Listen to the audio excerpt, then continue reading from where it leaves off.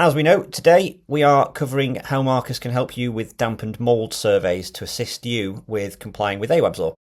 I'm sure we're all aware of what it is. It was introduced following the death of the 2-year-old Awaab Ishak, who died, as we know, well, it says so on the slide, I'm sure you can read it, but it was the respiratory issues that were caused by the extensive mould and damp within the social housing that he was living in. And so from October of this year, any social landlords will be forced to investigate and fix dangerous homes. Now, this quote is from the gov.uk website. I've included in brackets, which includes damp and mould. So we're focusing on how we can help you with damp and mould specifically, because that's what really did trigger Awaab's law. However, it is investigate and fix dangerous homes. So obviously this could be anything, not just damp and mould. However, the concept that I'm going to show you today is focusing on the damp and mould idea, but it will be the same across any of the other things that you might wish to report on back to your clients. As I say, we're going to focus on the idea of damp and mould and how can we help from our side. Well, using the back office side of Markus, we can set customized surveys up to capture data that your customers need. So they don't have to be the survey I'm going to show you today. That's just going to be an example. If your clients have got specific surveys that they need you to capture information on, then the survey setup within Markus is more than capable of setting those up and allowing you to report back to your client. And the mobile app side, the operatives capture all the evidence from those surveys using the mobile app. And then back in the back office, once you've received their results, you can then do whatever you want with those. You can email them a survey printout, or there's reports you can run and that kind of thing. It really just depends on what your clients want from you. But just to make you aware that the back office side, coupled with the mobile, will help you comply with this. We have already got a lot of contractors using surveys on the mobile app for a whole host of things, but some of them are using it already to capture the damp and mould data whilst on site. And we've also got other people capturing other aspects of disrepair as well. And in fact, one of our clients uses surveys to capture safeguarding issues. Things like when say you've got an electrician going in to do an electrical condition report, and they spot that a guy's got a load of hoarding issues and a load of mess around the house and it's a health hazard. Or perhaps you've got some sort of safeguarding issue regarding children. They can report back on all those sorts of things using surveys that you set up in the back office, and then you get those results quite well, almost immediately in the office for yourselves to review. So, demo time. What I'm going to show you is a survey that I've set up in the back office. It's been taken from, I think I've modified one that one of our current clients use. And I'll then complete that on the mobile app to show you how it works from a mobile side of things. And then I'll show you how the results of that are viewed in the back office and how you can then deal with those. So first things first, I'd like to show you this survey setup. So hopefully that's large enough for you to see. For those of you that have set up surveys in the back office, this is the setup screen that you get when you do that. And there are a whole host of YouTube videos and I think a help article that cover this. But essentially, I'm not going to go into too much detail with how you set the surveys up today. This is more how we can help you. So you can, if you want to go in and set up your own surveys, there are things that you can do to do that. And also you can contact us and we can talk you through it. That's not a problem. The actions that you've got on a survey, this particular one I've set up, we've got what we call 2 actions. It's basically 2 sections on the mobile app. And this top one here is the initial damp and mould report, and this show by default with a tick, that indicates that will always show for whichever trades we link this survey to. So for something like a damp and mould report, you're likely to give it to most of your operatives. So you'd link it to all the trades so everyone gets the survey, and this particular one will show up straight away. And I've set up a series of questions that they have to answer about the damp and mould.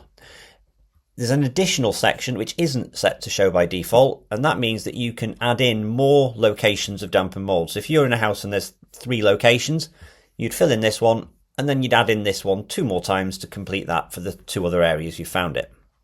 The units of measure, which are how we trigger the different responses on the mobile app, I'm not going to go into too much detail about those now, but you can see here, for example, is the resident aware of any damp and mould, yes or no? That will give you a button on the mobile app, or 2 buttons, yes and no, that they just simply pick from. And this one here gives you a big list of potential rooms that you can then pick from to say where the issue is. So you can see what's going on here. Photo will launch the camera so you can take a picture. If you've got questions about when you're setting these surveys up, then do give us a shout and we can talk you through the different units of measure and how they'll help you. So that's how I've set up my current survey. So on the mobile app, so I'm not going to take you through the whole job because that would be a waste of everyone's time. This is where we are now on the site. We've taken our photograph of the before work and we're now about to record what work we've done. So when we hit next, as I'm sure you know, you go into the survey screen. And as you can see on my screen here, we've got, as well as the gas survey, a damp and mould report. If we click into there, we've got a section for the damp and mould report. And this is our very first section, as you saw on the slide before, which is the one that you get by default. So what I've done on the mobile app is I've uploaded a document to assess severity. Now, you might not need to do this, but one of our clients did, and I thought this was a really good idea, so I've borrowed it for this demo. This was where, if you are going to identify some mould or damp and mould in a property, and you've got a scale of severe, moderate, or mild, having some sort of a guide or a scale to show what that is really useful. So I've done this. And what this does is it launches a document in a window where you can then view what slight damp would look like, what moderate and severe would look like. And you can tick to say here that you've read that. And then the questions, is the resident aware of any damp and mould, yes or no? So we can say yes. Should we be investigated, yes or no? If we say no, nothing happens. We just press next and we move on. On this one, if we press yes, we get some additional questions. So we get our location. So let's say, for example, it's in a bedroom. How severe is it? I'm going to say it's very. And I would like to take a photograph of that. So I'm going to attach a photo I've already taken because I don't have any damp and mould in my house, thankfully. That looks quite bad. We'll go with that one. Next. So I've now completed the very first section of damp and mould. As I'm walking around the property doing my job, if I spot more instances of damp and mould, on the survey screen you'll notice the add button down at the bottom here. When you press add, you can add in sections. So if we select the additional location of damp and mould and then press add, that has now added that to our survey. So when we press back at the top of the screen here, that's the section we completed before, and we've now got this additional one that we can complete.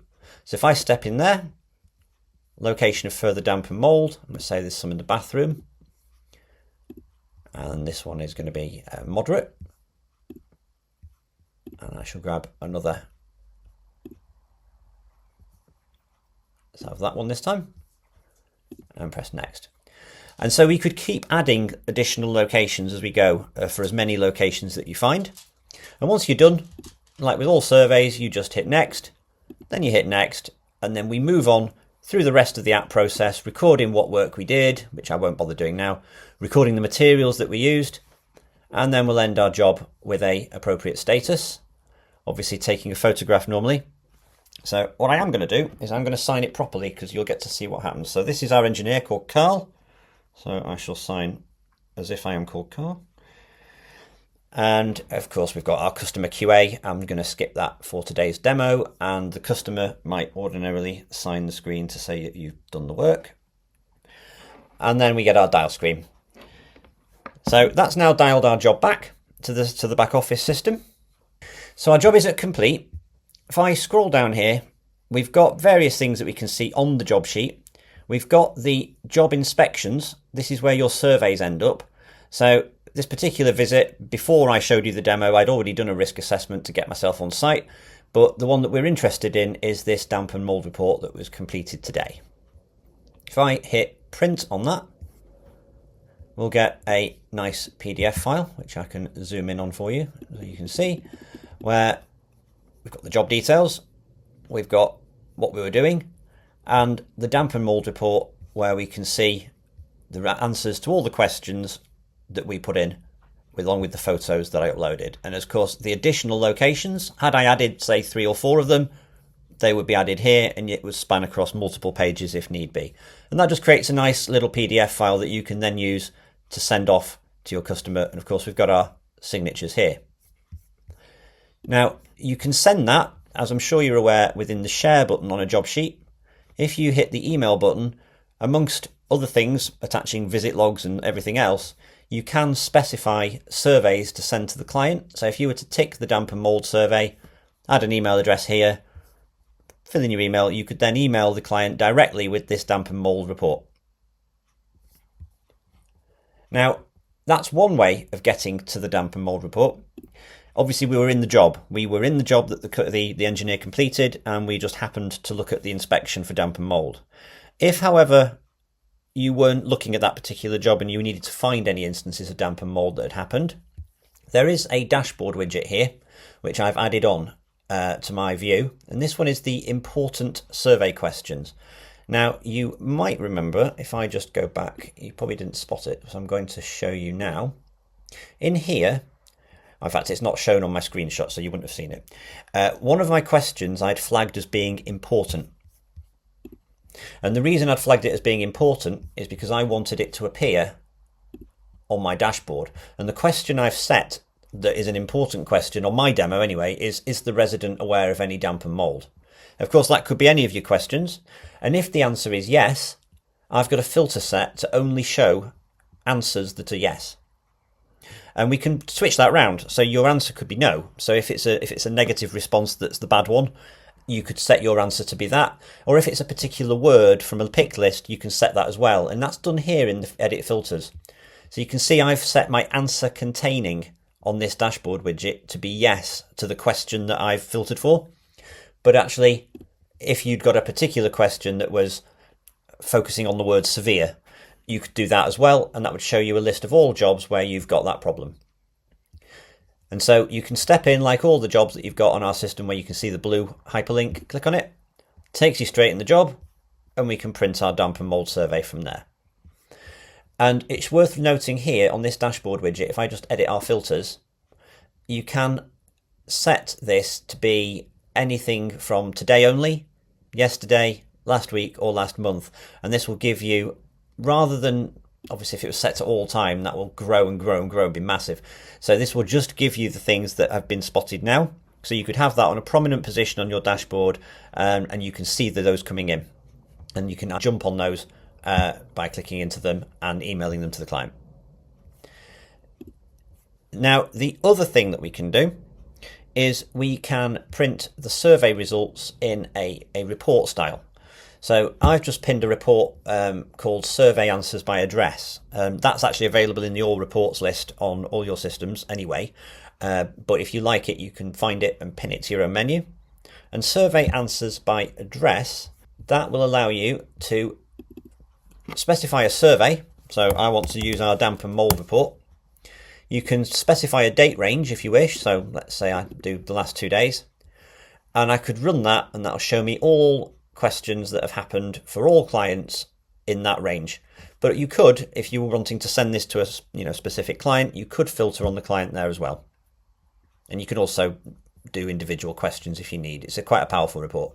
Anyway, if we hit search at this point, you can see there that I've got several things where yesterday I tested the bottom of a not a very nice looking coffee cup. And then we've got the damp and mould that I've just identified here on our report. So you can email this report, you can export it, and you can take the information from that, put it in a spreadsheet, do what you need with it. So you can communicate all this information. If, say, your client wants a summary report of all damp and mould reports you've done in a week, regardless of the result, you can send that to them in this format. So to recap, under surveys, setup and surveys, I had a damp and mould report,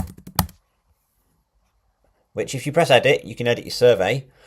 But also, while I'm in this screen, it's worth mentioning that, I don't know if anybody's ever spotted this, you've got a view recent uses report. If you click on that, it shows you the recent surveys. And of course, you can then filter this on address if you need. But from here, you can always get to the printout of the survey. So you don't necessarily have to go into the job. You can get to it from that report, from the survey printout there, from the survey setup screen here, from there. So just to show you again, in here, we've got our survey setup. So you create a survey in the back office. You make it visible to all the trades that you need it to be visible to on the mobile app. And you set up all your questions. And then on the mobile app, as you saw before, you complete the survey. And you've got options here in the back office to view the results either directly on the job sheet, from a dashboard widget, or from reporting by running a suitable report. And that brings me to the end of the demo. That's all from myself in terms of demonstration. Do we have any questions at all that people would like to ask verbally, or on the chat?